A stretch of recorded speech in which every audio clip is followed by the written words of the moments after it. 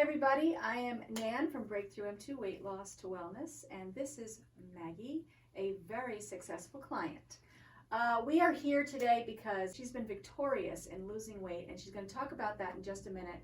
But we do what's called a success scream, and the whole idea is for somebody to be able to speak out their victory to everyone and really just share it with everybody. We're bragging with love and intention, and that's what this is about.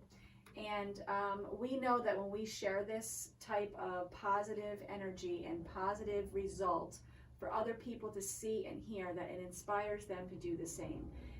Because any client that comes here and does this scream is in the same place that I was after I lost this weight 8 years ago. And the whole reason why breakthrough is because I really felt like I finally had a breakthrough. And I want that same opportunity to be given to any client that wants to speak it and tell everybody and just shout it from the rooftops. Look what happened.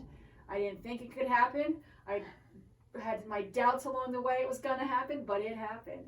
And some people don't feel like that way at all, but we're going to hear Maggie's story today. So we are here to hear about Maggie and her success.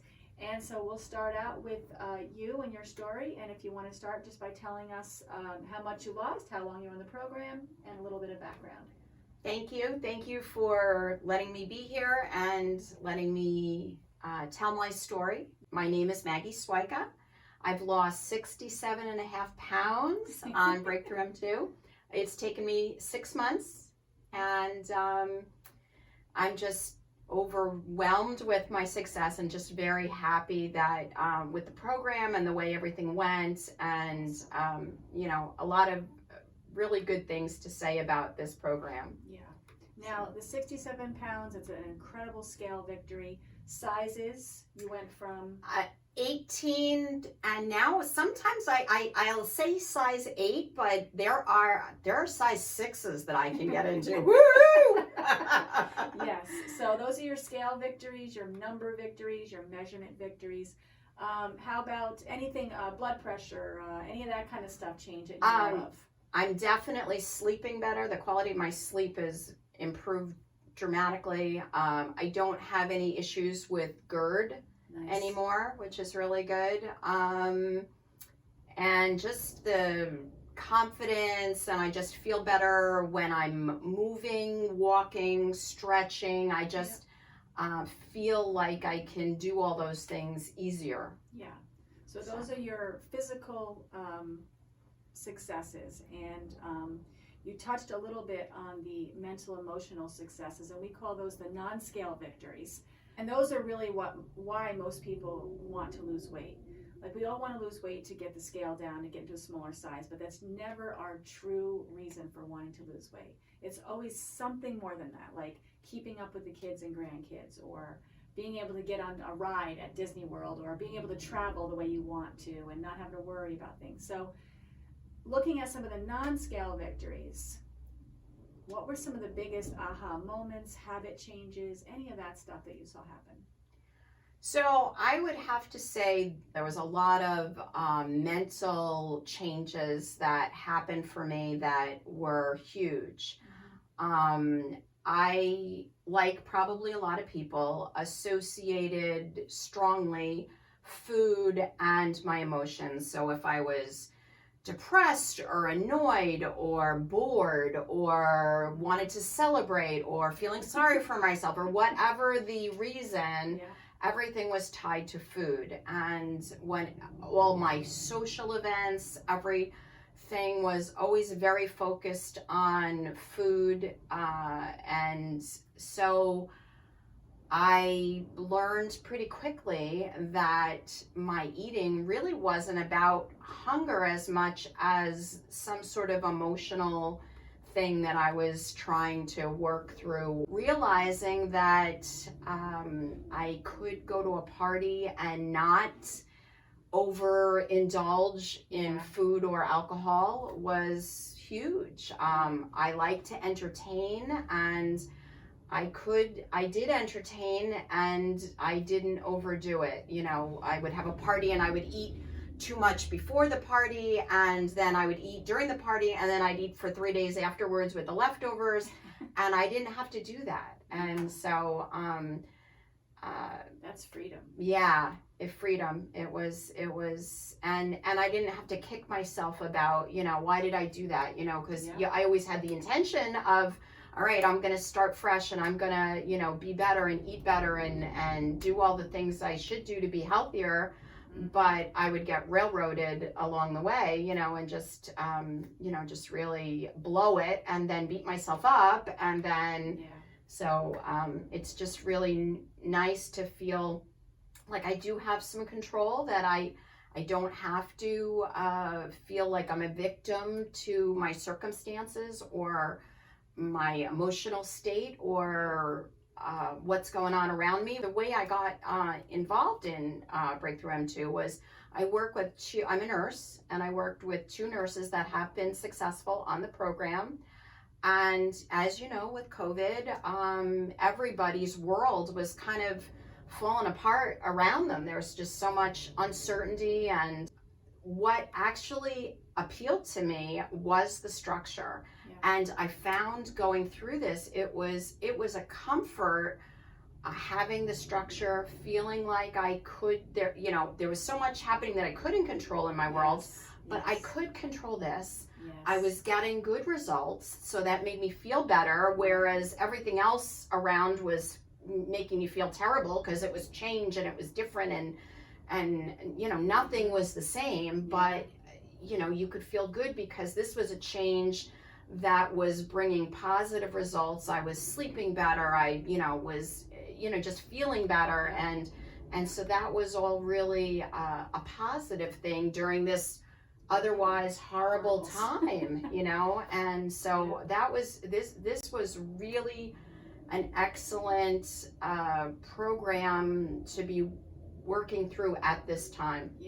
Yeah, so that, I know one of the questions I ask ahead of time is, what kind of obstacles did you have to face or get over, or what did you have to go through? Because it's not like life stops because you're going to do a diet. You have to learn how to have life and still do your thing for yourself. So obviously the biggest obstacle, challenge that you were facing during this was COVID, and being a nurse. That's crazy in itself, everything that all of you people in your field went through.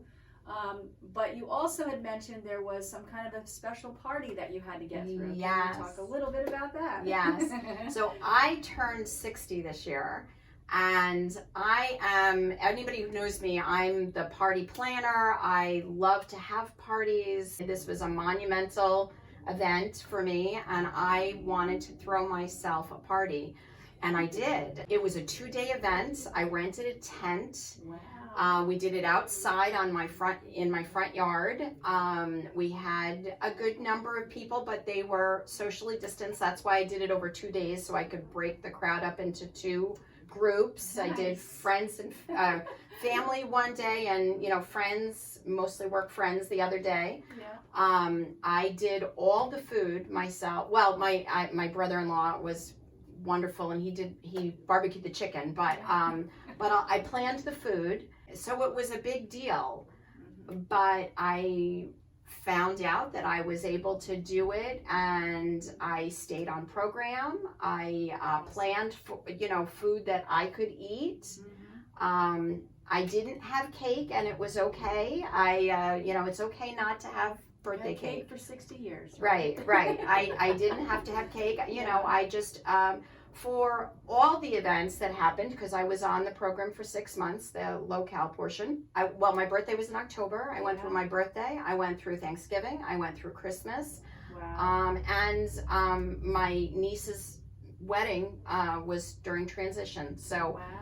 A lot of big events happened. Yes. It was very important for me to focus not on what I couldn't have, but what I could have. That's awesome. And so I would pick recipes for Thanksgiving. I picked recipes that I could try that worked and were healthy. I just focused on, okay, I'm not going to have cake, but I'm going to have a baked apple. There you go. I tried Chilean sea bass, which I had never had before. It was a lovely treat. I I would have, a tuna steak instead of pizza when I would get together, like for Right. family parties or, Right. whatever. And so I just always made sure that I planned something for myself so that I didn't feel like I was being deprived or I was missing out or I was, because I wasn't eating what everybody else was eating. It was okay. As long as I had something that was for me, it was okay. I think one of the biggest things that we all have to try to wrap our heads around is making the event about the event and not the food. Right. You are getting together with people you haven't seen for a while, or you're going to a wedding, or and so make it about the event and not the food, and you did. And not feeling deprived is a choice. Mm-hmm. Right? I mean, you made a choice to say, okay, I might be saying no to all these things, but what am I saying yes to? And you were saying yes to better health, better sleep, 67 pounds off. I mean, you were saying yes to so many things that you actually wanted, Mm-hmm. right? Instead of saying yes to pizza, that is a temporary thing, you're saying yes to better health, which is obviously going to pay you back far greater than a slice of pizza. Looking ahead now, because now you have the ability to no longer, or to be the player and not the spectator in life. What kind of goals, what kind of changes are you going to do or make, or do you have any plans for getting back to things that you love doing that you weren't doing before? Well, maintenance, of course, is going to be really huge for me. I'm going to focus on making this a permanent lifestyle change. And so in terms of making better choices with my food and not rewarding myself all the time with food. So I'm going to be doing more of the things I love to do that are not food related, like crafting. I make jewelry, and I made this necklace that I'm wearing today. Yes, and I like, I do want to be more active and be outside more.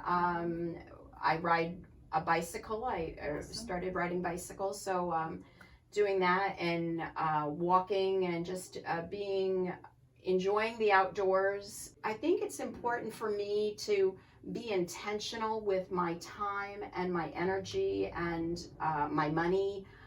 So I also want to try to transition some of these principles into other areas of my life that need a little bit more structure and discipline. Nice. I've figured out that I need to plan very specifically my food, and so I'm going to try to plan more specifically my time and my finances, because if you just, I used to just come home and sit down in front of the TV and kind of veg out, and that leads to excessive eating and drinking. But I find that if I'm busy doing something I love to do, it's not unhealthy for me. This is a huge thing. It's like you're now saying that you're making life happen versus allowing life to happen to you. Mm-hmm. And all the things that happened in the outside world now affects you when you come home, and then your choices and decisions at home were just due to the fact that you didn't really make intentions on, and now you are. Yeah. Awesome. So if you, one piece of advice we could give to someone who might be considering doing Breakthrough, what would you tell them? I would say go for it. Definitely get started, and it's not as hard as you think it's going to be. And once you get into a routine, it's liberating. And so just do it. Just go for it. Awesome. Thank you so much. Well, we're going to celebrate with Maggie. She is going to let us know what her 3 affirmations are, and we're going to throw stuff at her, and we're going to scream with her, and she's going to scream her success. All right. I'm Maggie Swiga. I've lost 67.5 pounds in 6 months on Breakthrough M2. I am confident. I am empowered, and I am victorious!